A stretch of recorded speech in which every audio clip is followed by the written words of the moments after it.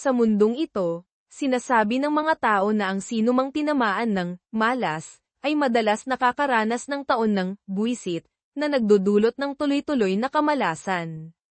Si Maya Reyes, isang babaeng may maikli at astig na buhok, tila buhay na patunay ng kasabihang ito.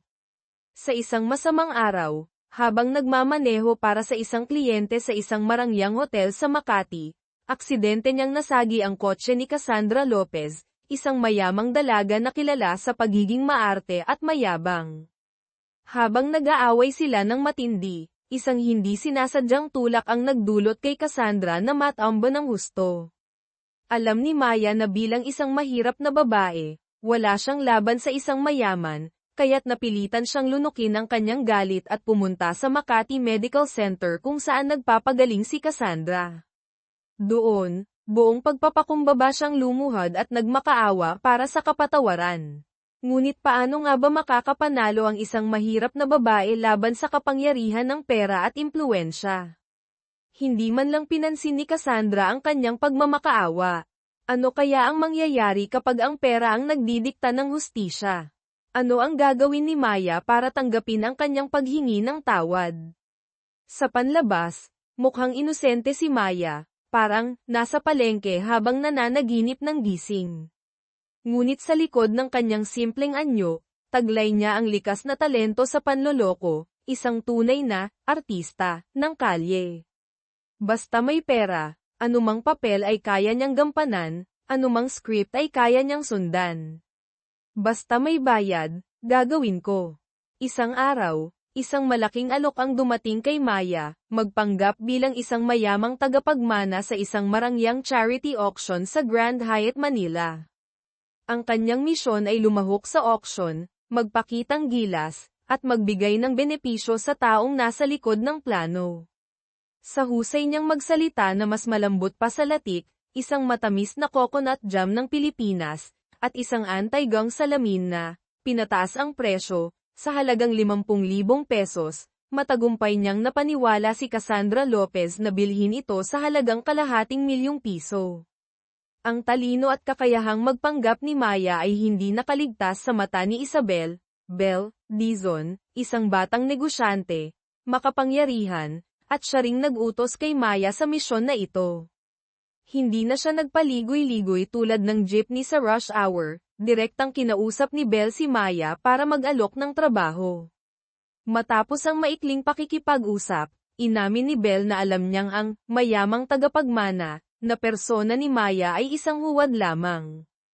Kahit na ang titulo bilang kasintahan ng isang mayamang lalaki ay peke, totoo ang kumpiyansa at pride ni Maya. Matapang niyang tinanggihan ang alok ni Bel at umalis. Pagkatapos ng auction, nagmadali siyang pumunta sa isang luxury fashion store kung saan nagtatrabaho ang kaibigan niyang si Maria Santos upang ibalik ang magarang gown na kanyang hiniram. Salamat kay Maria, nagawa niyang manghiram ng mamahaling damit para sa kanyang papel. Pagbalik sa maliit na inuupahang kwarto sa isang masikip na lugar sa Manila, masaya niyang iniabot sa kanyang tiyahin ang perang kinita niya. Ngunit ang saya ay panandalian lamang. Hindi pa man sila lubos na nagdiriwang, dumating ang masamang balita mula sa landlord, tataas ang renta ng bahay dahil sa pagtaas ng halaga ng lupa. Para maging patas, paliwanag ng landlord, na parang malamig na tubig na ibinuhos sa pag-asa ni Maya. Hindi pa man natatapos ang unos, dumating na ang bagyo. Kinaumagahan, pagdating niya sa kanyang part-time na trabaho sa parking lot, natagpuan niyang sarado na ang tindahan. Ang may-ari ay tumakas dahil sa pagkakautang, dala ang 2 buwang sweldo ni Maya na hindi pa niya natatanggap. Sa isang iglap, hindi lang nawala ang kanyang sweldo, kundi pati na rin ang kanyang trabaho. Ang buhay na dati ng mahirap ay lalo pang naging masalimuot. Ang bigat ng problema sa pera ay halos nagpabagsak kay Maya.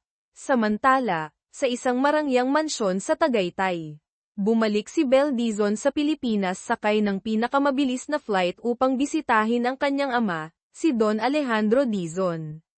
Bagamat matagal na silang hindi nagkikita, nananatili ang alitan sa pagitan nilang mag-ama. Kahit anong pagpapayo ng tagapamahala ng bahay, matigas ang ulo ni Don Alejandro na huwag harapin ang kanyang anak. Habang naglalakad sa hardin na maingat na inaalagaan, napansin ni Belle na ang mga mamahaling halaman ay biglang nalanta at nawalan ng sigla. May kutob siyang may hindi magandang nangyayari sa kanyang ama.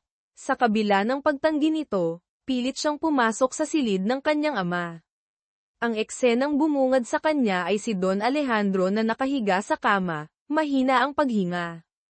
Kahit na halos wala ng lakas, sinubukan pa rin itong paalisin ang kanyang anak. Sa isang sulyap, nahulaan ni Belle kung sino ang nasa likod ng paghihirap ng kanyang ama. Sa galit, agad niyang pinuntahan si Ricky Vargas, isang kilalang tao sa mundo ng krimen sa Manila, eksperto sa pandaraya.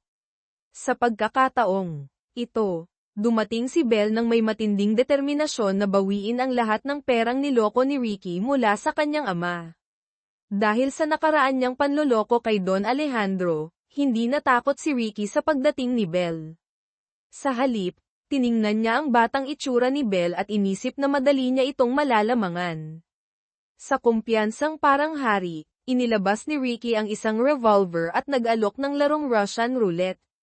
Ang sinumang, maswerte, na makakatanggap ng nag-iisang bala sa chamber ay hindi lang mawawala ang pera kundi makikipagkita rin kay San Pedro, mamatay. Ngunit maling akala ni Ricky ang pagmamaliit kay Belle Dizon. Dahil sa mahigpit na pagsasanay ng kanyang ama, itinuturing ni Belle na ang pera at dangal ay mas mahalaga pa sa buhay.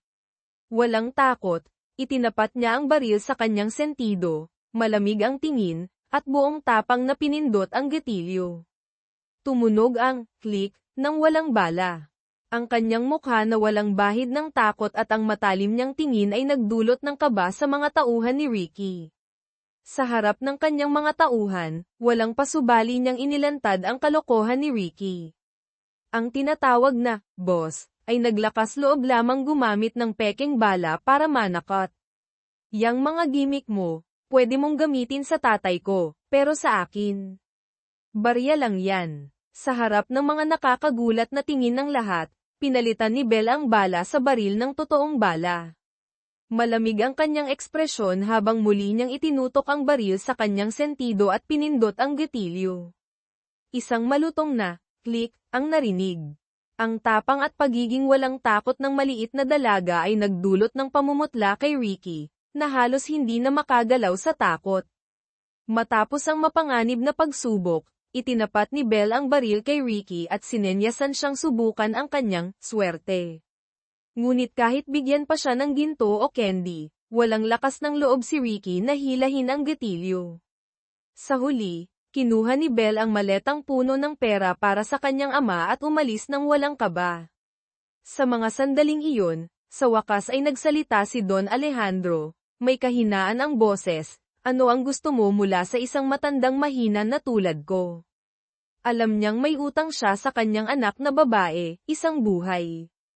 Handa siyang gawin ang lahat, basta't tumigil na si Belle sa paghihiganti, sapagkat ang mga kalaban na maaaring harapin ng kanyang anak ay napakadelikado. Ngunit hindi interes ni Belle ang makipag-agawan ng kapangyarihan. Sa ngayon, mayroon lamang siyang isang nag-aalab na layunin, ang magtayo ng sarili niyang imperyo sa negosyo. Bilang isang ama sa loob ng maraming taon, nauunawaan ni Don Alejandro ang layunin ng kanyang anak. Alam niyang ang paglapit ni Belle sa kanya ay nangangahulugan ng pangangailangan ng tulong.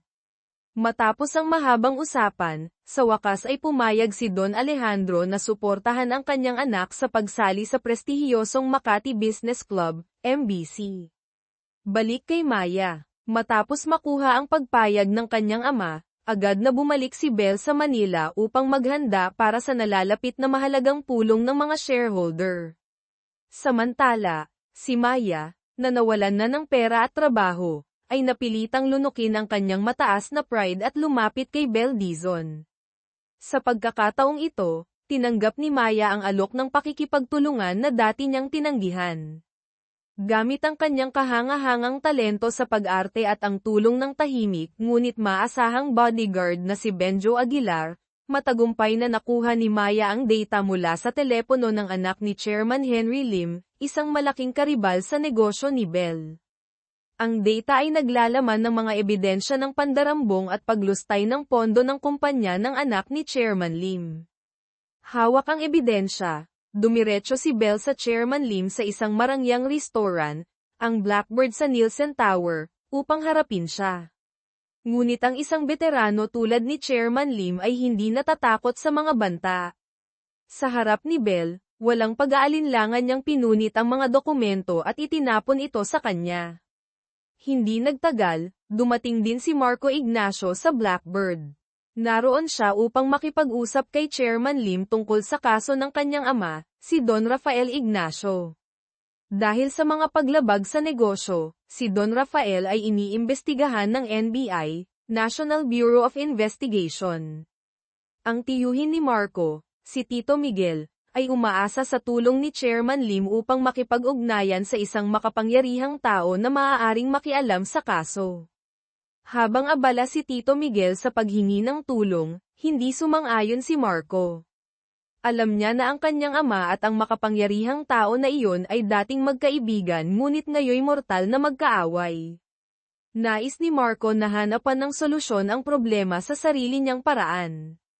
Pagkatapos ng kanilang pag-uusap, umalis si Marco ng may determinasyon. Sa parehong oras, lumabas din si Bell mula sa restaurant. Agad na nagulat ang kanyang assistant na si Santos na nakita rin si Marco Ignacio sa lugar. Bagamat karaniwan lang ang pagkikita sa ganoong lugar, hindi maiwasang maalala ni Bell ang kanilang nakaraan bilang magkasintahan. Kinabukasan, sa pagsikat ng araw, sinundo ni Bell si Maya upang mamili. Matapos maglibot sa mga high-end shopping mall sa Bonifacio Global City, umuwi silang dala-dala ang napakaraming shopping bags. Sa kagandahang loob ni Bell, binigyan niya si Maya ng isang napakagandang pulang gown, ang mismong gown na kanyang hiniram noong auction na nagbago ng kanyang kapalaran. Sa pagkakataong ito, nais ni Bell na magpanggap si Maya bilang siya upang kunin ang isang mahalagang painting. Dahil sa isang napakahalagang pulong sa MBC, hindi makapunta si Bell kaya ipinagkatiwala niya ang misyon kay Maya. Labis ang paghanga ni Maya kay Bell, isang babaeng maganda, kumpiyansa, at napakatalino. Kaya't halos hindi siya makapaniwala sa pagkakataong magpanggap bilang idolo niya. Kahit isang oras lang na maging si Isabel Dizon, pakiramdam niya ay nasa ulap siya. Sa tamang oras, dumating si Maya sa isang private art gallery kung saan nakatakdang kunin ang painting. Doon, sinalubong siya ng dalawang lalaking mukhang Chinese o Filipino-Chinese. Habang naghihintay na dalhin ang painting, walang alinlangan na ininom ni Maya ang inumin na inalok sa kanya. Ngunit sa halip na painting, naramdaman niyang bumibigat ang kanyang mga mata at tuluyang nawalan ng malay. Samantala, sa pulong ng MBC, matapos makatanggap ng balita na nahuli na ng kanyang mga tauhan si Bell Dizon, pumasok si Chairman Lim sa pulong ng may kumpiyansa. Agad niyang kinwestiyon ang aplikasyon ni Bell na sumali sa MBC. Ang kanyang anak, bago pa man mabunyag ang mga kasalanan nito, ay sumang-ayon sa kanyang ama at sinabing hindi karapat-dapat si Bell. Ngunit bago pa man matapos ang kanilang usapan, bumukas ang pinto at pumasok si Bell Dizon, buhay at harap-harapan. Namutla si Chairman Lim at labis na nagulat. Upang maiwasan ang kahihiyan at maprotektahan ang imahe ng kanyang pamilya, agad niyang sinisi ang sariling anak, tinawag itong walang kwenta, at iniutos na dalhin ito ng kanyang mga tauhan. Sa pag-aakalang wala si Bell ng suporta mula sa kanyang ama, ipinahayag ni Chairman Lim na hindi siya makakapasok sa MBC. Ngunit kalmado lamang na inilabas ni Bell ang isang sulat kamay mula kay Don Alejandro, na nagpapatunay ng kanyang suporta para sa kanyang anak at hinihiling sa mga miyembro ng MBC na tanggapin si Bell. Sa puntong iyon, napagtanto ni Chairman Lim na siya ang naloko at napahiya. Galit na galit, binalaan niya si Bell, ang taong ipinadala mo ay hawak ko na. Kung hindi mo babawiin ang iyong aplikasyon, magbabayad siya ng mahal. Ngunit malamig na tumugon si Bell, ang pagiging miyembro ng MBC ang pinakamahalaga sa akin ngayon. Ang iba pang bagay, Nasa kamay mo na. Gayunpaman, agad niyang inutusan si Benjo Aguilar na sundan ang sasakyan na may dala kay Maya at iligtas siya. Sa kasamaang palad, armado ang mga kidnapper at binaril nila ang gulong ng sasakyan ni Benjo, dahilan upang mawala siya sa kanilang landas. Nang marinig ni Bell ang balita, agad niyang inutusan si Santos na maghanda ng ransom money. Sa loob ng mabilis na tumatakbong sasakyan, nagising si Maya at pilit na ipinaliwanag sa dalawang kidnapper na nagkamali sila ng tao. Hindi siya si Isabel Dizon. Matapos makatanggap ng balita mula kay Ginoong Lim na mali ang kanilang nakuha, pinilit ng mga kidnapper si Maya na tawagan si Bell. Kung hindi, huwag ka nang umasang makakauwi ka pa, banta ng mga ito. Matapos ang tawag sa pagitan ni Bell at ng leader ng mga kidnapper, biglang naging kampante ang kilos ng mga ito. Hindi alam ni Maya kung ano ang sinabi ni Bell, ngunit unti-unti niyang napagtanto ang mapait na katotohanan, hindi ito aksidente. Alam ni Bell na may panganib, ngunit hinayaan pa rin siyang maging kapalit. Napagtanto ni Maya na kung hindi siya kikilos, ang kanyang buhay ay maaaring magtapos doon. Nagkunwari siyang kailangang gumamit ng banyo upang maghanap ng paraan para makatakas, ngunit hindi siya nagtagumpay. Pagbalik sa sasakyan, abala ang dalawang kidnapper sa pagtatalo dahil sa isang laro ng tong-its. Totoo nga ang kasabihan, ang sugal ay kapatid ng magnanakaw. Sa kanilang pagiging abala sa laro, hindi nila napansin na nahulog ang baril malapit kay Maya. Hindi pinalampas ni Maya ang pagkakataon. Agad niyang dinampot ang baril, itinutok ito sa isang tangke ng gas malapit sa sasakyan, at pinutok. Boom! Isang malakas na pagsabog ang naganap. Ang isa sa mga kidnapper na malapit sa tangke ay agad na nasawi.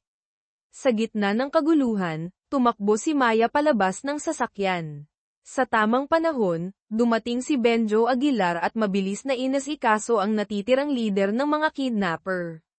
Habang tumatakbo papunta sa kalsada, isang mamahaling sasakyan ang huminto sa harapan niya. Si Bell Dizon ang nasa loob. Sakay, utos niya. Pagharap kay Bell, labis ang galit at hinanakit ni Maya. Sa gitna ng pagluha, tinanong niya si Bell, bakit mo ito ginawa sa akin? Alam mong may panganib.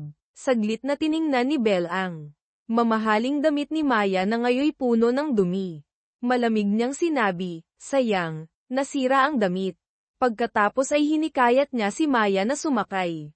Sa sobrang galit, napulot ni Maya ang isang bato sa gilid ng kalsada at inihagis ito sa bintana ng sasakyan ni Bell. Idolo kita, pero niloko mo ako. Halos mamatay ako sa kamay ng mga kidnapper, tapos ganyan lang ang reaksyon mo. Dumating si Benjo.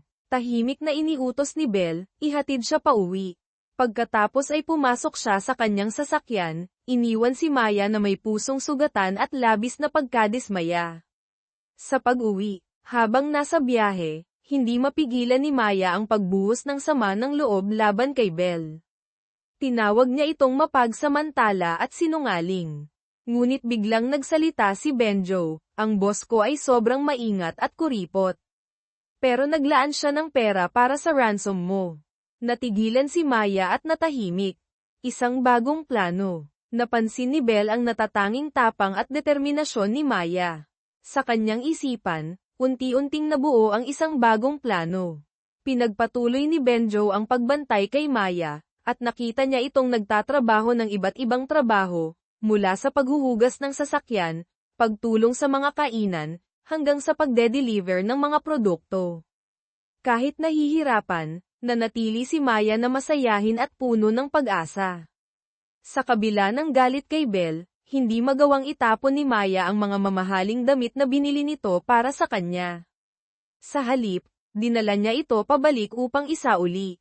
Ngunit sa halip na tanggapin ang mga damit, inabot ni Bell kay Maya ang isang kontrata sa trabaho at isang tseke na nagkakahalaga ng 10 na milyong piso. Nag-alab muli ang galit ni Maya. Ang hinihintay niya ay isang taos-pusong, sorry, hindi pera o trabaho. Ang kailangan ko ay sorry, hindi pera, sigaw niya. Ngumisi si Bell, ang pride ba makakabayad ng renta mo? Balita ko, Malapit ka ng paalisin sa inuupahan mo. Ang malamig at makatotohanang mga salita ni Belle ay parang kutsilyong tumama sa puso ni Maya. Sa galit, itinapon niya ang kontrata at tseke, pagkatapos ay umalis. Ang dalawang mundo. Nagpatuloy si Belle Dizon sa kanyang ambisyosong mga plano sa negosyo. Samantala, si Maya Reyes ay nanatiling abala sa kanyang mga trabaho, nagtatrabaho bilang parking attendant sa araw, at driver for hire sa gabi. Kahit nahihirapan, nananatili ang apoy ng kanyang determinasyon. Isang hindi inaasahang pangyayari. Isang araw, sa sobrang pangangailangan ng pera, naglakas loob si Maya na humingi ng advance sa kanyang manager sa parking lot. Ngunit imbes na tulungan siya, nagbigay ito ng malaswang alok, "Samahan mo ako ngayong gabi, bibigyan kita ng pera." Sa galit, sinipa ni Maya ang lalaki at agad na nagbitiw sa trabaho. "Hindi ako papayag sa ganitong klaseng kalokohan." Sa kanyang pag-alis, sinalubong siya ng sasakyan ni Belle. Sa kabila ng lahat, nagpakumbaba si Maya at sinubukang humingi ng tulong. "Ma'am Belle, pwede po bang pautangin ninyo ako? Babayaran ko ng buo, may interes pa." Tinignan siya ni Belle mula sa loob ng sasakyan. "Maya, kailangan ko ng empleyado na maaasahan, hindi ng isa pang taong may utang sa akin." Ang sagot ko ay hindi. Dahan-daang itinaas ni Belle ang bintana, iniwan si Maya na puno ng hinanakit. Ang muling pagkikita. Ilang araw ang lumipas, habang nagtatrabaho bilang driver for hire, aksidente na naman ni Maya na nasagi ang sasakyan ni Cassandra Lopez. Galit na galit si Cassandra at pinagmumura si Maya. Sa gitna ng pagtatalo, muling natulak ni Maya si Cassandra, na agad namang nagdrama at nagpanggap na nasaktan. Upang maiwasan ang demanda, napilitan si Maya na pumunta sa Makati Medical Center upang humingi ng tawad. Ngunit bago pa siya makaluhod, pumasok si Belle Dizon sa kwarto ni Cassandra. "Tumayo ka, Maya," utos ni Belle. Pagkatapos ay hinarap niya si Cassandra at ang kanyang ama, si Henry Lim. "Si Maya Reyes ay tao ko na ngayon. At hindi ko papayagan na apihin siya ni Newman." Sa lakas ng presensya ni Belle, walang nagawa si Cassandra kundi manahimik. Habang naglalakad palabas ng ospital, napagtanto ni Maya ang kapangyarihan ng pera at impluwensya. Si Belle Dizon, kahit malamig at walang puso, ay tila ang tanging pag-asa niya upang makaalis sa kahirapan. Sa sandaling iyon, tuluyang nagpasya si Maya na sumunod kay Belle, anuman ang kapalit. Habang si Maya ay nananatiling naguguluhan sa kanyang natuklasan, si Belle ay abala sa mas malalaking hakbang. Muling nakipagkita si Belle kay Chairman Henry Lim. Ang posisyon ng Chief Financial Officer ng Makati Business Club, MBC, ay bakante pa rin, Ginoong Lim, diretsong sabi ni Belle. "Gusto ko ang posisyong iyon. At huwag mag-alala, mas mahusay kung pamamahalaan ang pondo ng club kaysa sa anak mong, kakakaalis lang." Sandaling huminto si Belle, pagkatapos ay idinagdag na tila walang mali siya. Narinig ko na ngayon ay masyado kang masunurin bilang aso, ng dating Pangulong Santiago." Nakakatawa, kung iisipin ang nakaraan ni Santiago sa ama ko, pati na rin kay Don Rafael Ignacio. Kapangyarihan at pera, ang dalawang bagay na laging magkasama, na humuhubog sa ekonomiya at politika ng bansa. Ang San Rafael Group, na pagmamay-ari ng pamilya Ignacio, ay nasa bingit ng pagbagsak. Nakikita ni Belle ang pagkakataong makuha ang bahagi nito upang palawakin ang kanyang imperyo. Ngunit si Santiago, bilang isang makapangyarihang politiko, ay hindi papayag na tuluyang bumagsak ang isang kaalyado tulad ng pamilya Ignacio. Tinawag ni Santiago si Marco Ignacio. "Ang tiyuhin mong si Miguel ay mahina," sabi ni Santiago. "Ang kalagayan ng ama mo, mahirap talaga. Ang posisyon ng chairman ng San Rafael ay dapat para sa iyo, Marco, hindi kay Miguel. Matutulungan kita. Ayusin mo ang lahat." Ang kapalit ay hindi binanggit, ngunit malinaw na ang San Rafael Group ay kailangang maglingkod sa mga layuning politikal ni Santiago. Ngunit si Marco, na may matibay na paniniwala sa sariling prinsipyo, ay tumanggi. Salamat po, ngunit ako na ang bahala sa pamilya ko. Biglang pag-atake. Sa parehong oras, ang sasakyang sinasakyan ni Maya, Benjo, at ang malaking halaga ng pera ay biglang napasok sa isang ambush. Ang grupo ng mga goons, malinaw na ipinadala ng anak ni Ginoong Lim bilang paghihiganti, ay pilit na itinutulak ang sasakyan nila sa gilid. Sa mabilis na pag-iisip, naalala ni Maya ang bilin ni Belle tungkol sa kahalagahan ng pera.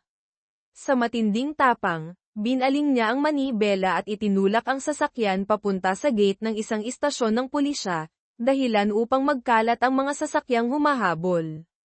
Pagkatapos ng insidente, galit na galit si Belle matapos ang insidente.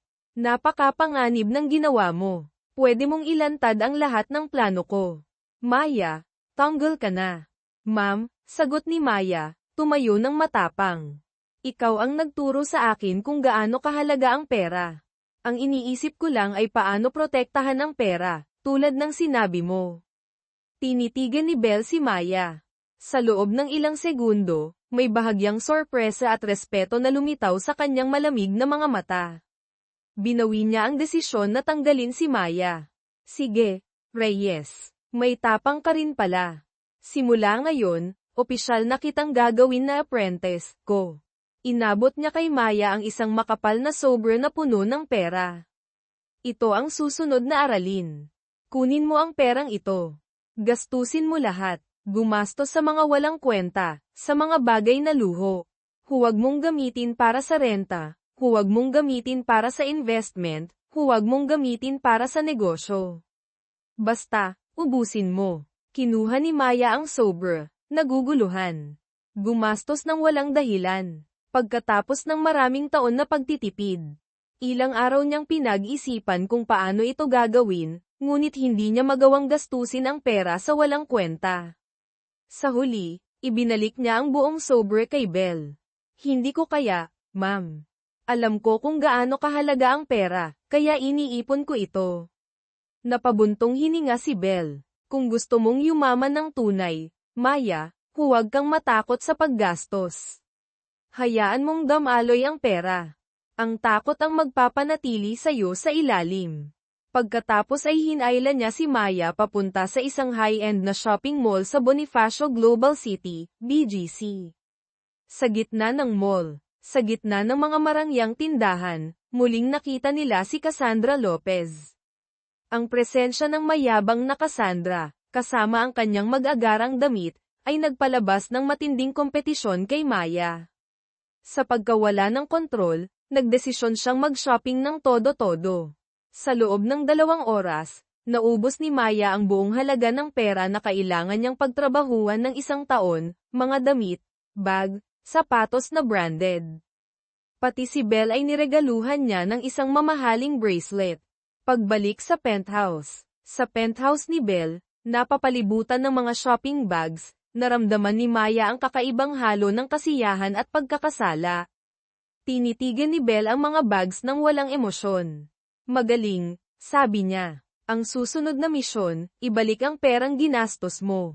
Gawin mo ang lahat ng paraan. Napanganga si Maya. Pero ma'am, iyon ang buong kayamanan. Paano ko, sa loob-loob niya, gusto niyang sumigaw sa kawalan. Habang si Maya ay humaharap sa bagong hamon. Si Belle naman ay patuloy na naglalatag ng mas masalimuot na mga plano. Pinatibay niya ang alyansa kay Tito Miguel Ignacio, nangakong susuportahan siya sa pagkuha ng posisyon bilang chairman ng San Rafael Group, upang lalong ma-isolate si Marco. Samantalang si Marco ay abala sa paghanap ng paraan upang may pagtanggol ang kanyang ama at mailigtas ang kumpanya mula sa tiyuhin niya at sa mga makapangyarihang tao sa paligid. Alam ni Belle na ang dating kasintahan ay hindi angkop para sa brutal na labanan sa negosyo, masyado pa siyang idealistic. Kailangan niyang alisin si Marco sa laro ng mabilis. Isang plano ang nabuo. Ang engranding kasal ng anak ng isa pang mayamang pamilya ang magiging perpektong entablado. Ang engranding kasal. Dinala ni Belle si Maya sa kasal. Magmasid ka ng mabuti, Maya, bulong ni Belle, itinuro ang mga grupo ng makapangyarihang tao na nag-uusap. Mga politiko, mga old money tycoons, mga bagong mayaman. Kung gusto mong magkaroon ng pera, kailangan mong makalapit sa mga may pera. Alamin ang wika nila, ang kahinaan nila. Dumating din si Marco sa kasal, mukhang pagod ngunit determinado. Ayon sa plano, nilapitan siya ni Tito Miguel upang magpasimuno ng gulo, ginawang mukhang mainit ang ulo ni Marco sa harap ng mga tao. Pagkatapos, isang taong may masamang reputasyon, na lihim na tauhan ni Bel, ang lumapit kay Marco, kunwari nagtatanong ng direksyon, isang nakaplanong tagpo na lihim na kinunan ng kamera upang gamitin bilang ebidensya. Ang insidente sa basement, sa madilim na parking lot, ang tauhan ni Bel ay sinadyang inatake si Tito Miguel, nagdulot ng minor na pinsala ngunit hindi malubha. Ang buong insidente, na maingat na inedit, ay inilabas bilang ebidensya laban kay Marco. Ang mga larawan at video ng insidente ay agad na pinadala sa mga miyembro ng board ng San Rafael, at masakit pang pinadala kay Don Rafael Ignacio na nakarete sa ospital. Matapos makita ang ebidensya, tumawag si Don Rafael kay Marco. Anak, mahina niyang sabi, hayaan mo akong asikasuhin ito. Hindi mo kayang talunin si Tito Miguel, lalo na kung may taong tulad ni Bel Dizon na nasa likod nito. Pareho nilang alam na ang tiyuhin ni Marco ay walang kakayahang magplano ng ganitong klaseng komplikadong intriga. Ang nakaraan ni Bel at Marco. Sa wakas, tinanong ni Benjo si Bel, "Ma'am, kayo ni Marco Ignacio." Saglit na huminto si Bel, at isang bakas ng sakit ang lumitaw sa kanyang mukha bago ito agad nawala. Ang tanong na ito ang naging simula ng kwento na ikinwento ni Benjo kay Maya, na nagbigay liwanag sa mga nakatagong detalye. 12 taon na ang nakalipas, sa Japan, si Bel ay nanirahan kasama ang kanyang ama, si Don Alejandro, matapos itong mabaygo sa isang politikal na laban-laban kay dating Pangulong Santiago, dahilan upang magtago sa Japan. Si Marco, na tumatakas mula sa responsibilidad bilang tagapagmana ng pamilya Ignacio, ay nasa Japan upang sundan ang kanyang pangarap sa musika. Nagtagpo sila ng si Bel ay nagpunta upang singilin ang utang para sa kanyang ama at aksidenteng nasira ang gitara ni Marco. Bumili siya ng bagong gitara para kay Marco, at doon nagsimula ang kanilang relasyon. Si Marco ay naakit sa malamig ngunit misteryosong kagandahan ni Bel, na sa kabila ng kanyang panlabas na kawalang emosyon, ay may tagong init sa loob. Ngunit nang matuklasan ni Don Alejandro ang pagkakakilanlan ni Marco bilang anak ni Don Rafael, ang dating kaibigan na naging kaaway, nagdesisyon siyang paghiwalayin ang dalawa. Kasalukuyan, sa kabila ng lahat ng unos, nakamit ni Bel ang isang mahalagang layunin. Si Chairman Lim, kahit labag sa loob, ay napilitan na aprobahan ang kanyang kahilingan. Opisyal na hinirang si Isabel Dizon bilang Chief Financial Officer ng Makati Business Club, MBC. Gagawin kong mas mayaman at makapangyarihan ang club na ito, pati na rin ang mga miyembro nito, higit pa sa dati, buong kumpiyansa niyang sinabi sa kanyang unang pulong. Samantala, si Marco ay nakikipaghabulan sa oras bago pa siya tuluyang tanggalin ng board ng San Rafael batay sa mga pekeng ebidensya. Masusing sinaliksik niya ang insidente ng pag-atake sa kanyang tiyuhin. Ang eksaktong detalye, ang timing, at ang sobrang perpektong ebidensya, lahat ay mukhang masyadong maingat na dinisenyo. Alam niyang hindi ang kanyang tiyuhin ang utak ng lahat ng ito. Ang bagong aralin ni Maya. Habang abala si Marco, si Maya naman ay natututo ng isa pang leksyon. Si Cassandra, na may balak alamin ang mga plano ni Bel, ay lumapit kay Maya at nagkunwaring kaibigan. Ngunit mabilis na natututo si Maya, ginamit niya ang pagkakataon upang gawing pabor sa kanya ang sitwasyon. Pinilit niyang makakuha ng investment mula kay Cassandra, kunwari upang bayaran ang utang niya kay Bel. Gayunpaman, hindi naging perpekto ang plano. Nang malaman ni Bel ang nangyari, agad siyang binatikos si Maya. Napakaliit pa rin ng tingin mo, Maya. Ang tunay na magnate ay hindi kailanman nasisiyahan sa maliit na halaga ng pera. Pagkatapos ay binigyan siya ng bagong misyon, halos imposible, ang perang nakuha mo. Palagwin mo ito ng doble. At gawin mo ito ng mabilis. Ang pag-usad ng imbestigasyon ni Marco. Sa kabilang banda, nagkaroon ng malaking tagumpay si Marco sa kanyang pagsisiyasat. Natuklasan niya ang mga kaina-hinalang transaksyon sa pagitan ng kanyang tiyuhing si Miguel at ng gallery ni Bell, ang Dizon Contemporary. Rumaragas ang pera, na mukhang ginamit sa money laundering sa ilalim ng pagbebenta ng sining. Sinundan niya ang mga bakas ng paparating na shipment. Dumating siya sa lugar kung saan sina Maya at Benjo ay naghahanda upang ilipat ang mga kahon ng mga painting sa truck. Agad na naunawaan ni Maya ang panganib at tinawagan si Bell gamit ang isang lihim na telepono. Pigilan mo siya, Maya. Guluhin mo siya at ang mga tao niya, mabilis na utos ni Bell. Kasabay nito, inutusan niya. Si Benjo, sunugin lahat. Sunugin mo ang lahat ngayon din. Ginawa ni Maya ang lahat upang harangin si Marco at lumikha ng kaguluhan. Samantala, mabilis na binuhusan ni Benjo ng gasolina ang mga kahon at sinindihan ang apoy. Sa oras na makalusot si Marco, wala na siyang nagawa kundi ang panoorin ang mga posibleng ebidensya na nasusunog. Ang muling pagkikita ni Bell at Marco. Sa gitna ng kaguluhan, narinig ang malakas na tunog ng sirena ng pulis. Isang sasakyan ang biglang huminto sa eksena. Bumaba si Bell Dizon mula rito, kalmado at malamig, pinagmamasdan ang naganap. Pagkatapos ng 12 taon, muling nagkaharap sina Marco Ignacio at Isabel Dizon sa gitna ng usok at kumikislap na ilaw. Walang bakas ng sorpresa kay Bell. Si Marco, sa kabilang banda, ay halatang nagulat habang tinitingnan siya. Bell, ang tanging nasabi niya. 12 taon. Hindi ka nagbago kahit kaunti, hindi ba? Mas maganda ka nga lang ngayon, pero mas mapanganib. Alam niyang ang pagbabalik ni Bell ay hindi lamang tungkol sa mana. Bakit, Bell? Bakit ka naging ganito? Ang nakaraan sa alaala ni Marco. Naalala ni Marco ang mga sandaling wala siyang magawa noon, habang pinapanood si Bell na inilalagay ang sarili sa panganib para sa kanyang malupit na ama. Gusto niyang iligtas siya ngunit hindi niya alam kung paano. Naalala niya ang mga pagkakataong ang yelo sa mukha ni Bell ay natutunaw, at lumilitaw ang isang malungkot at nag-iisang babae sa ilalim nito, isang bahagi ng kanyang pagkatao na tila siya at si Don Alejandro lamang ang nakakakita.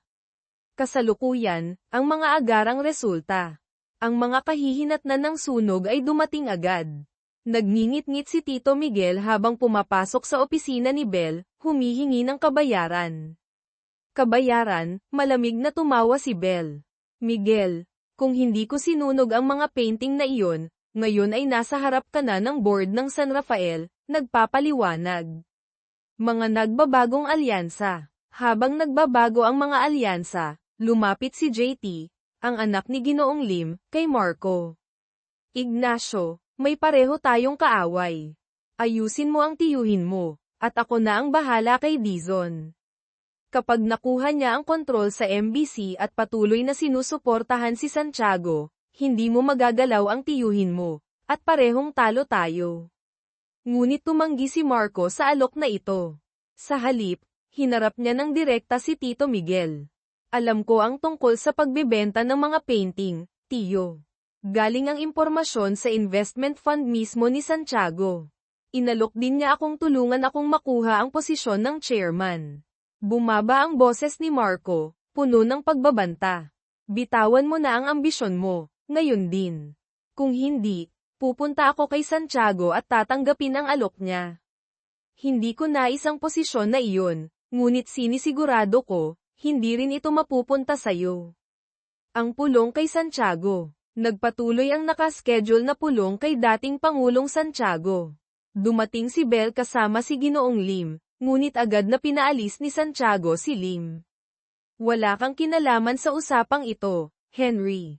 Umuwi ka na at asikasuhin ang anak mo. Nang sila na lamang dalawa, pinagmasdan ni Santiago si Bell. Kaya pala, anak ka ni Alejandro.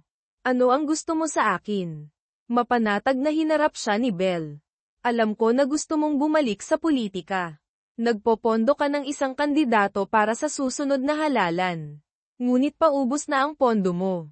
Kaya kung solusyonan ang problema mo. May plano ako, may koneksyon, at malapit ko nang makuha ang walang limitasyong kapital. Tumawa ng malamig si Santiago. At bakit ko paniniwalaan ang isang batang tulad mo?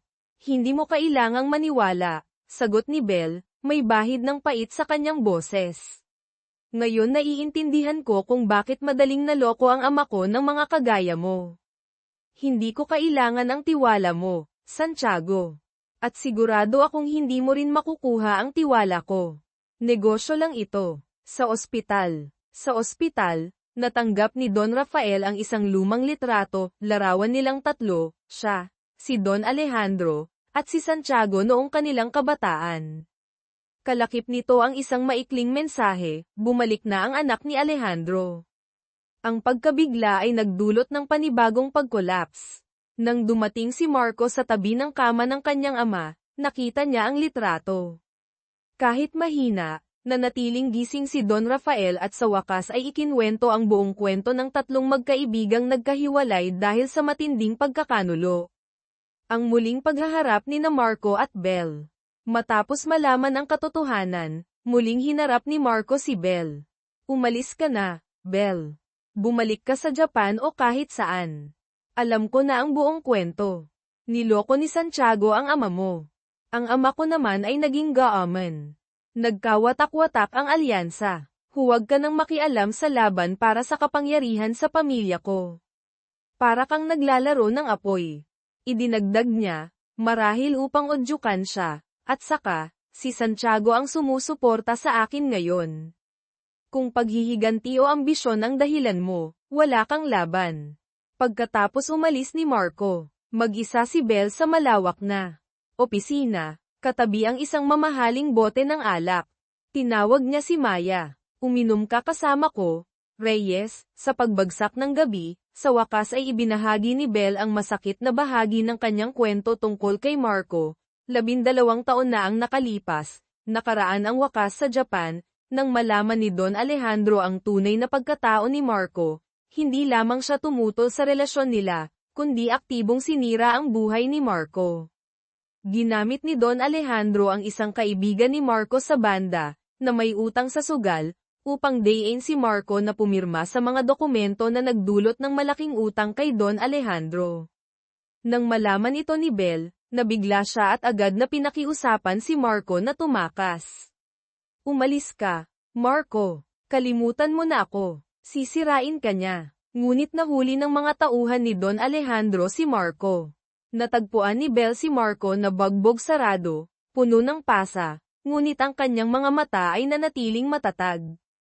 Hindi, Belle, sabi ni Marco, habang hinawakan ang kanyang mukha.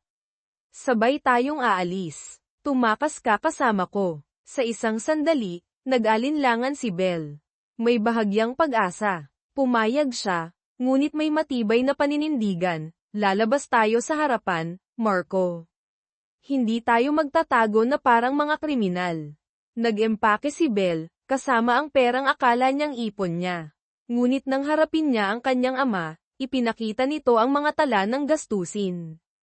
Ipon mo, anak, pagkatapos bawasin ang lahat ng gastusin sa pagkain, pag-aaral, at mga investment na ginawa ko para sa iyo. Ito ang natira. Halos wala siyang pera. Napagtanto niya na hindi siya makakatakas, hindi siya makakalaban. Pag-aari siya ng kanyang ama. Lubos na nadurog, gumawa si Belle ng huling desisyon. Babayaran ko ang utang ni Marco, sinabi niya sa kanyang ama, walang emosyon ang boses. Tatanggapin ko ang negosyo. Gagawin ko ang lahat ng gusto mo. Ang tanging kondisyon niya, palayain mo si Marco Ignacio. Hayaan mo siyang umalis ng ligtas. Kalimutan mo na siya. Sa huli, muling nagkita sina Belle at Marco. Hindi ko kayang iwan ang ama ko, Marco, sabi niya, iniiwas ang tingin. Ang mga oras na magkasama tayo, totoo iyon. Napasaya mo ako. Pilit niyang sinabi ang bawat salita. Salamat, at Paulem. Kasalukuyan, natapos ni Belle ang kwento. mababa ang boses. Tahimik na nakikinig si Maya, sa wakas ay nauunawaan ang ilan sa mga antas ng sakit at sakripisyong nakatago sa likod ng malamig na panlabas ni Belle. Ang landas na pinili ni Belle ay puno ng pagkawala, isang landas na ngayon ay tinatahak din ni Maya, puno ng pag-aalinlangan.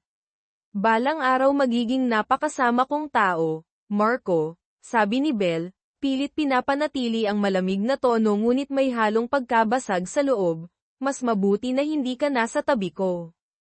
Ang mga salitang iyon ay parang huling saksak, tuluyang pinutol ang manipis na koneksyon sa pagitan nila, inilagay ang wakas sa maikling ngunit malalim na pag-iibigan ng 2 taong tinali ng kapalaran sa mga siklo ng kapangyarihan at puot.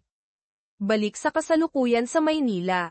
Noong nakaraang araw, hayagang tinanggihan ni dating Pangulong Santiago ang alok ni Belle na makipagtulungan. Ngunit kinabukasan, bigla siyang nagpatawag kay Belle para sa isang pulong sa isang pribadong restaurant. Pagpasok ni Belle sa pribadong silid, nagulat siya nang makita si Marco Ignacio na naroon. Si Marco, na halatang nagulat din, ay tumingin sa kanya. Si Santiago, na may nakakapangilabot na kapal ng mukha, ay nakaupo sa harapan ng 2 anak ng kanyang dating mga kaibigang minsang naging kasama niya sa buhay at kamatayan, ang mga taong kanyang pinagtaksilan. Nagpatuloy siya sa kwento ng nakaraan, na may pekeng nostalgia, walang pakialam sa tensyon at malalim na kahulugan sa mukha ng 2 kabataan. Masaya ako, conclusion ni Santiago, puno ng kasiyahan, na may mga makakapagtiwala akong kanang kamay at kaliwang kamay tulad ninyong 2 ngayon. Pagkatapos ng mahabang monologo ni Santiago, nagsalita na si Direktor Santos, ang tagapamahala ng Pondong Bughaw at malapit na tagapayo ni Santiago. Diretsahan niyang sinabi kay Belle, Ginang Dizon, nais ni Ginoong Santiago na makipagtulungan ka kay Ginoong Ignacio. Ang San Rafael Group ay may estratehikong posisyon. May espesyal na pagmamalasakit si Ginoong Santiago at nais niyang tiyakin ang katatagan nito, sa ilalim ng pamumuno ni Marco. Tumawa ng malamig si Belle. Makipagtulungan. Tumingin siya kay Marco, na nakatingin din sa kanya na may komplikadong ekspresyon. Wala akong interes na magbahagi ng trabaho, Ginoo. Agad namang sumagot si Marco, matatag ang boses, ako rin.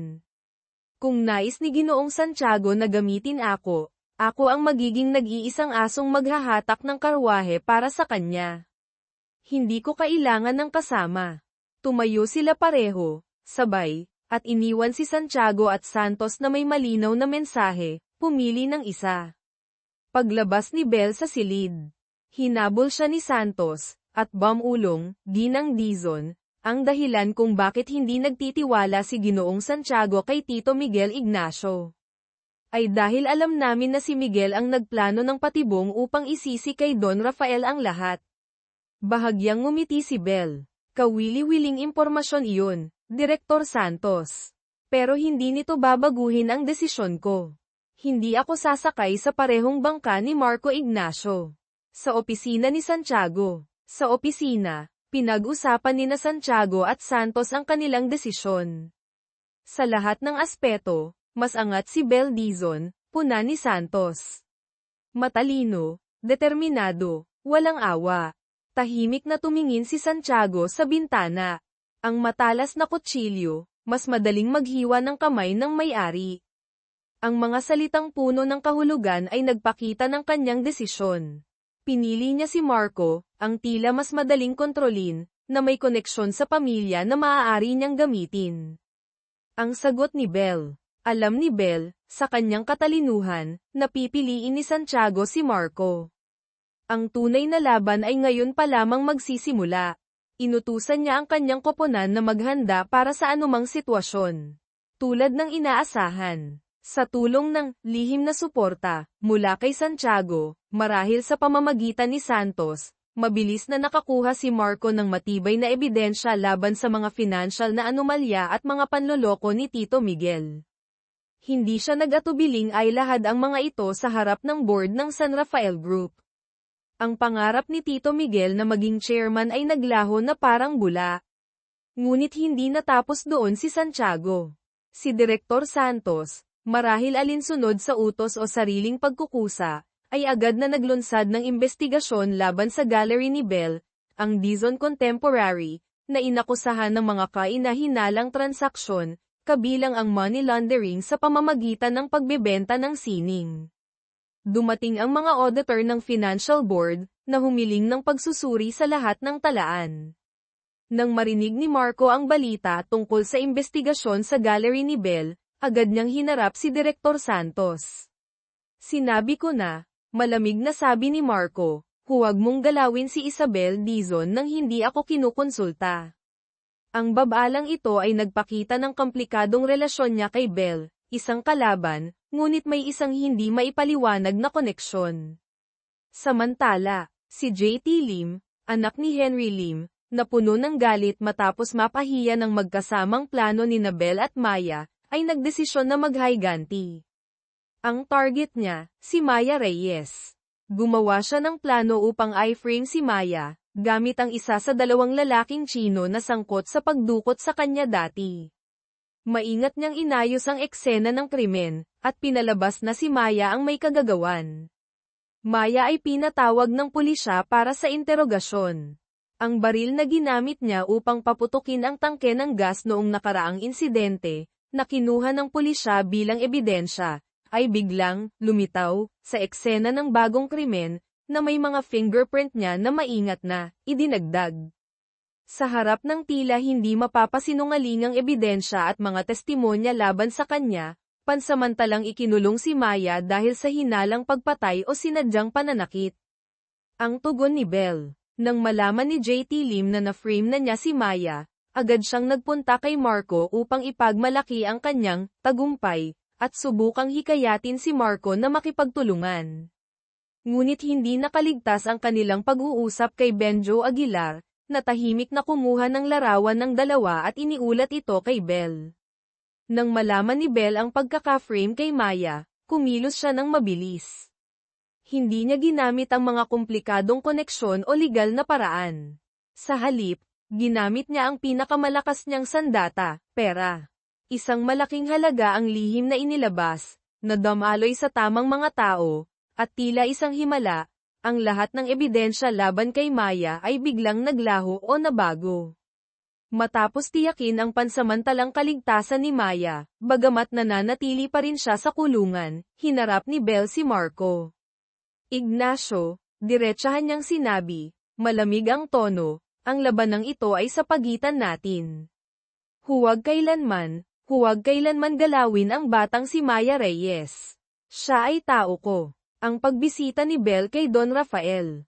Pagkatapos nito, nagpunta si Bell sa ospital upang bisitahin si Don Rafael Ignacio. Tumayo siya sa tabi ng kama ng dating kaibigan ng kanyang ama, ang taong tumulong sa pagkawasak ng kanyang pamilya. Malamig niyang sinabi, ang anak mo, si Marco, ngayon ay puppet ni Santiago. Sinusundan niya ang parehong landas na tinahak mo. Ang San Rafael Group na ipinagkanulo mo ang mga kaibigan mo para makuha, malapit ng magkawatak-watak. Ang mga salitang ito, puno ng lason, ay nagdulot ng matinding sakit sa puso ni Don Rafael, na kailangang agad na ilipat sa emergency room. Ang kanyang kritikal na kondisyon ay nagbukas ng posibilidad na makalaya pansamantala para magpagamot. Ang galit ni Tito Miguel. Nang marinig ni Tito Miguel ang posibilidad na makalaya ang kanyang kapatid, agad siyang nagpunta kay Bell upang magwala. Ikaw ang may kagagawan nito, hindi ba? Ikaw ang nagmaniobra ng lahat, sigaw niya. Tahimik na uminom ng tsaa si Bell. Kahit makalaya si Don Rafael, hindi na siya mauupo muli bilang chairman, Miguel. At sisiguraduhin ko, hindi rin mapupunta ang posisyon na iyon kay Marco Ignacio. Tumingin siya ng diretso sa mata ni Miguel, at, by the way, alam ko ang ginawa mo upang ilaglag ang kapatid mo. Nakakabilib. Walang masabi si Tito Miguel, tuluyang napipi. Ang bagong misyon ni Maya. Pagkatapos ng sunod-sunod na mga pangyayari, pinuntahan ni Bell si Maya sa kulungan, matapos tiyakin na mas maganda ang trato sa kanya. May bagong misyon para sayo, Reyes. Inilapag ni Bell ang isang larawan ni Marco sa mesa. Lapitan si Marco Ignacio. Kunin ang puso niya. Gawin mo siyang tao mo. Naguluhan si Maya. Kunin. Ibig niyo bang sabihin? Akitin mo siya, gawin mo siyang mahal ka, magtiwala sa'yo ng lubos. Si Marco ngayon ang pinakamalaking hadlang sa daan ko. Kailangan ko siyang alisin. Nag-aalangan si Maya. Pero, minahal ka niya dati. Marahil hanggang ngayon. Pakiramdam ko, hindi tama ito. May isang araw ka para mag-isip, putol ni Belle. Magdesisyon ka. Pagkatapos ng isang araw ng pag-iisip, sa pagitan ng bagong nabuong katapatan kay Belle, ang komplikasyon ng damdamin, at marahil ang ambisyong baguhin ang buhay, nagpasya si Maya. Susundin niya ang utos ni Belle. Ang operasyong, kunin ang puso, ni Marco Ignacio ay opisyal nang nagsimula. Ang unang hakbang ni Maya. Dumalo si Maya sa isang party para sa mga batang lider na inorganisa ng pamangkin ni Santiago, isang perpektong pagkakataon upang makilala ang elite. Si Maya, na may kumpiyansa at kagandahang pinaganda ni Belle, ay mabilis na nakakuha ng atensyon, kabilang ang kay Marco. Ang plano ni Belle. Kasabay nito, hinarap ni Belle si Henry Lim. Ginoo Lim, kailangan ko ang kalahati ng susi ng pondong bughaw na hawak mo. Ano ang gagawin mo dito? Tanong ni Lim, puno ng pag-aalinlangan. Wala itong silbi kung wala ang kalahati ni Santiago. Hindi ko kailangang ilipat ang pera, paliwanag ni Belle. Kailangan ko lang itong hawakan. Kapag nais ni Santiago na gumamit ng 1 piso mula sa pondong iyon, kailangan niyang bayaran ako ng 10 sentimo muna. Ibigay mo sa akin ang USB, at sisiguraduhin ko na makakakuha ka ng 10% ng halaga ng pondong iyon kapag nakuha ko na ang pera mula kay Santiago. Isipin mo ito bilang pera pang retiro mo. Si Henry Lim, na ginamit at iniwan ni Santiago, ay walang natitirang pagpipilian. Pumayag siya. Ang kahinaan ni Maya. Sa party, ginampanan ni Maya ang papel ng isang kaakit-akit, matalino, at kahangahangang babae. Ngunit narinig niya ang tunog ng gitara mula sa isang sulok. Si Marco, tinutugtog ang lumang kanta, ang kantang may espesyal na kahulugan sa kanila ni Belle. Habang pinapanood ang lalaking may talento at puno ng damdamin, biglang tumibok ng masakit ang puso ni Maya. Hindi niya maipagpatuloy ang kanyang papel sa sandaling iyon. Ang reaksyon ni Belle. Kinabukasan, nalaman ni Belle ang nangyari. Hinayaan mong manaig ang damdamin kaysa sa utak, Reyes, malamig na sabi ni Belle nang bisitahin si Maya. Hindi ka sapat na ambisyosa, hindi ka sapat na walang awa upang maging kopya ko. Tanggol ka na. Ang bagong plano ni Maya. Ilang araw pagkatapos, bumalik si Maya kay Belle. Lumapit siya sa akin, ulat ni Maya. Gusto niyang gamitin ako, tulad ng ginawa mo. Kaya gagamitin ko rin siya. Gagawin ko siyang magtiwala sa akin, umasa sa akin, at pagkatapos, kukunin ko siya. Ayoko nang palaging ginagamit ng iba. Hiniling niya kay Belle na ibalik siya sa plano, kapalit ng triple na bayad kumpara sa alok ni Marco. Ngumiti si Belle, isang bihirang tunay ng ngiti. Matalino ka, Reyes. Inabot niya ang USB na may kalahati ng susi ng pondong bughaw kay Maya. Ibigay mo ito sa kanya. Sabihin mong itinago mo ito sa raid at niloko mo ako. Ang gagawin nito ay magpapaniwala sa kanya ng lubos, habang inilalayo siya kay Santiago. Kapag nagawa mo ito, makakapasok ka ng mas malalim sa puso ni Marco Ignacio. Ang babala ni Belle. Bago umalis si Maya upang makipagkita kay Marco, pinaalala ni Belle, tandaan mo, Reyes. Huwag hayaang makialam ang tunay na damdamin sa iyong papel. Sa sandaling maramdaman mo ang totoo, babagsak ang lahat. Ang pagkikita ni na Maya at Marco. Nagkita si Maya at Marco, dala ang USB at ang kwentong maingat na inihanda ni Belle.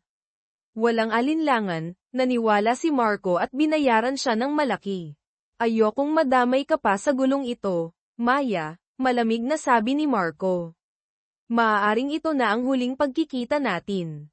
Kinamumuhian ko ang mga kasinungalingan ng mga mayayamang katulad mo, maikling sagot ni Maya bago tumalikod at umalis. Ang paghahandog ng USB kay Santiago. Bilang pasasalamat kay Santiago sa pagtulong upang makalaya ang kanyang ama, ibinalik ni Marco ang USB sa kanya. Ngunit kasabay nito, nagpaalam siya sa laro ng kapangyarihan. At pakiusap, dagdag ni Marco bago umalis, huwag niyo nang pahirapan pa si Isabel Dizon. Ang ulat ni Maya kay Belle. Iniulat ni Maya kay Belle ang naging takbo ng kanilang pagkikita at ang kanyang obserbasyon, napaka-idealista niya, masyadong matuwid. Ginagamit niya ang mga prinsipyo niya para itago ang takot niyang magkamali. Sigurado akong kaya kong kunin ang loob niya.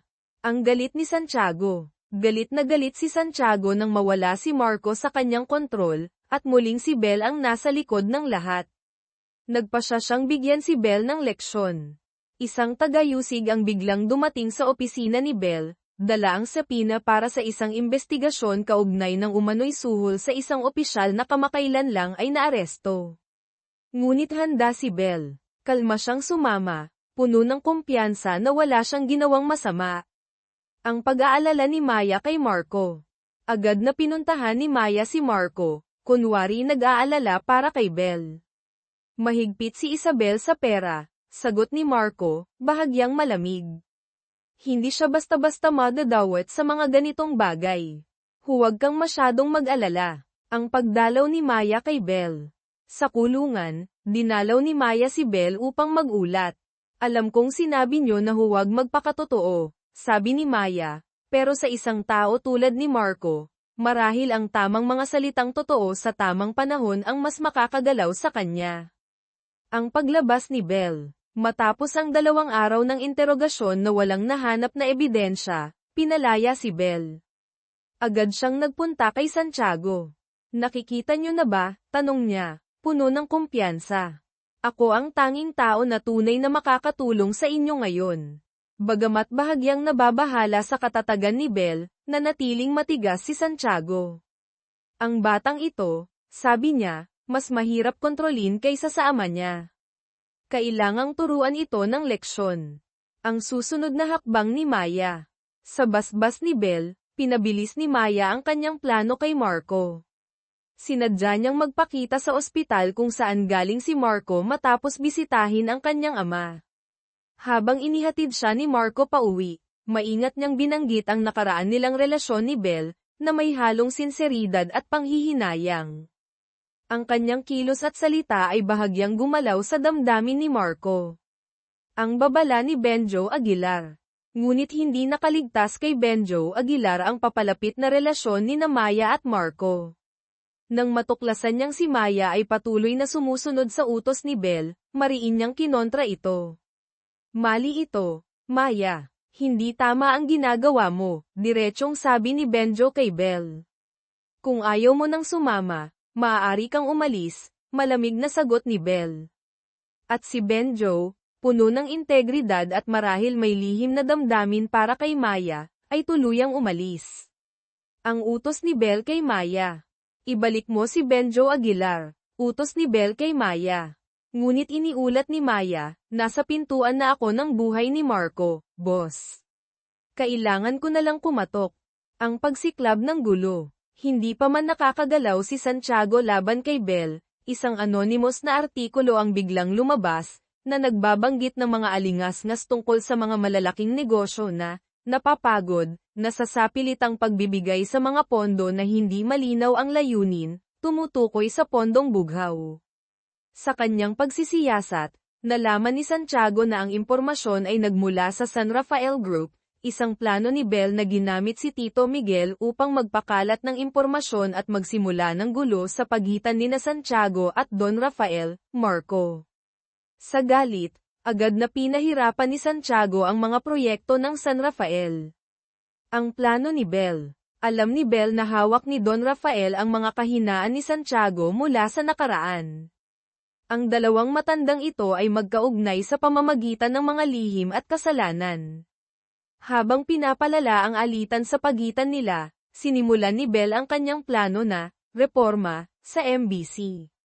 Nagmungkahi siyang magtatag ng isang bagong pondo na mas malinaw ang layunin, ngunit kontrolado pa rin niya, upang palitan ang pondong bughaw. Hinikayat niya si Henry Lim na bumalik bilang chairman ng MBC upang isakatuparan ang plano. Mukhang handa ka nang umakyat sa ulo ko, puna ni Lim. Ngumiti si Bell. Umakyat sa ulo mo. Mababa pa iyon, Ginoo Lim. Mas mataas pa ang target ko. Ang manipulasyon ni Maya. Patuloy ang plano ni Maya. Ibinunyag niya kay Marco, isang kalahating totoo, kalahating imbento na impormasyon mula kay Bell, na si Santiago ang nasa likod ng pagkakakulong ng kanyang ama. Sa galit, agad na hinarap ni Marco si Santiago. Ang lihim ni Santiago. Sa pagkakataong ito, nagpakawala si Santiago ng isang matinding pahayag, hindi ako, Marco. Ang tunay na nagkanulo sa ama mo, ay ang tiyuhin mo, si Miguel. Nagpakita siya ng tila kapani-paniwalang ebidensya, maaaring totoo o gawa-gawa lamang.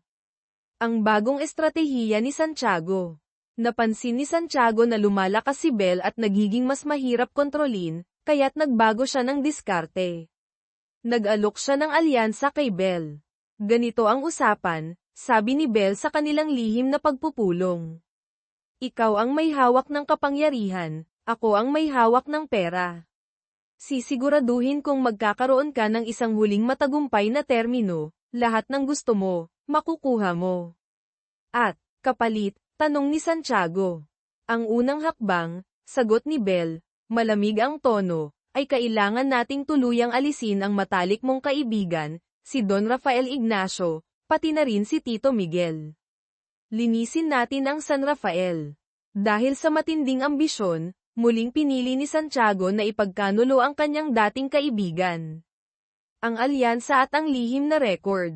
Dumalo sina Bell at Tito Miguel, na ngayon ay nasa ilalim na ng kontrol ni Bell, sa isang pagpupulong kasama si Santiago upang gawing formal ang kanilang alyansa at talakayin ang plano laban sa pamilya Ignacio.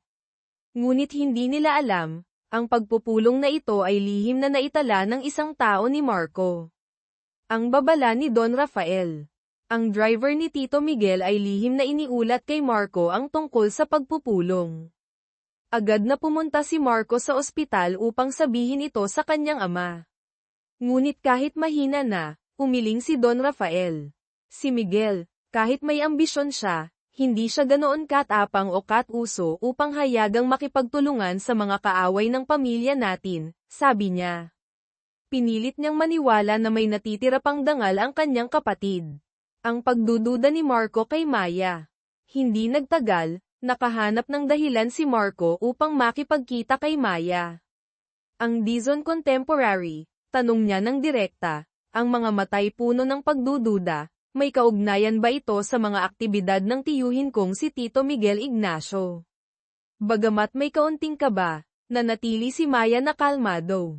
Hindi ako especially iya mo, Ginoo Ignacio, sagot niya, pinipilit itago ang katotohanan. Ang pagbubunyag ni Tito Miguel. Samantala, si Tito Miguel, na hindi na makapaghintay upang makuha ang posisyon ng chairman, ay dumiretso sa ospital upang harapin si Don Rafael. Sa pagkakataong ito, hayagan niyang sinabi ang lahat. At oo, walang hiya niyang inamin, ginamit ko ang sitwasyon mo noon. Ang lantad na pagtatapat na ito ay parang huling saksak sa puso ni Don Rafael, na napagtanto niyang hindi niya maaaring hayaang mapunta ang kumpanya sa kamay ng kanyang kapatid. Ang bagong plano ni Bell. Habang lumalalim ang tensyon, sinimulan ni Bell ang bagong hakbang. Pinapunta niya si Maya kay Marco upang magbigay ng ilang impormasyon na tila walang halaga ngunit maingat na idinisenyo upang makakuha ng tiwala. Sa kanilang pag-uusap, lihim na naitala ni Maya ang isang mahalagang tawag ni Marco. Sa pamamagitan ng recording, nalaman ni Bell at ng kanyang koponan ang susunod na hakbang ni Marco, tinutumbok niya si Direktor Santos, ang kanang kamay ni Santiago. Natuklasan ni Marco ang kahinaan ni Santos, ang kapatid nitong sangkot sa iskandalo ng akademya, at balak niyang gamitin ito upang pilitin si Santos na magbigay ng ebidensya laban kay Tito Miguel. Ang babala ni Bell kay Maya. Habang pinapakinggan ang recording, napansin ni Bell ang bahagyang pag-aalinlangan sa mata ni Maya. Reyes, Malamig niyang sabi, sa mga ganitong pagkakataon, ang mahinang puso ang pinakamalaking kalaban. Kailangan pa naming manatili ka sa tabi niya ng mas matagal. Ang pag-atake ni Belle kay Marco. Upang pigilan ang plano ni Marco bago pa man ito maisakatuparan, kumilos si Belle ng mabilis, sa pahintulot, o tahimik na pagsang-ayon, ni Santiago. Ang nakababatang kapatid ni Direktor Santos ay bigla ang inaresto ng tagayusig, na may dalang serye ng mga kasong agad na isinapubliko. Dahil dito, nawala kay Marco ang kanyang alas upang pilitin si Santos. Alam ni Belle ang personalidad ni Marco, hindi siya madaling sumusuko at gagawin ang lahat upang hadlangan ang kanyang plano na mailuklok si Tito Miguel bilang ganap na pinuno. Kaya't nagdesisyon siyang gamitin ang huling mapanganib na galaw upang tapusin ang laro laban sa pamilya Ignacio. Ang manipulasyon ni Belle kay Don Rafael. Habang si Maya, alinsunod sa utos ni Belle, na maaaring bahagi ng drama, o marahil may halong sinseridad, ay tumawag kay Marco upang anyayahan siyang maghapunan upang maibsan ang tensyon. Si Belle naman ay nagpunta sa ospital upang muling harapin si Don Rafael. Subalit sa pagkakataong ito, hindi negosyo o kapangyarihan ang kanyang pakay. Isinalaysay niya ang kwento 12 taon na ang nakalipas sa Japan, ang kanilang pagmamahala ni Marco, ang plano nilang pagtakas, at kung paanong ang galit sa pagitan ni Don Rafael at ng ama ni Belle ang siyang naging dahilan upang gawing biktima si Marco. Kung tunay mong mahal ang anak mo, Don Rafael, kalmado ngunit nakakatakot ang tono ni Belle, alisin mo siya sa labanang ito. Huwag mong hayaang sundan niya ang yapak mo. Ang mga salitang ito, kasabay ng mahina ng kalusugan, ay nagdulot ng matinding epekto kay Don Rafael. Siya ay na-shock ng husto, na nauwi sa malalim na koma.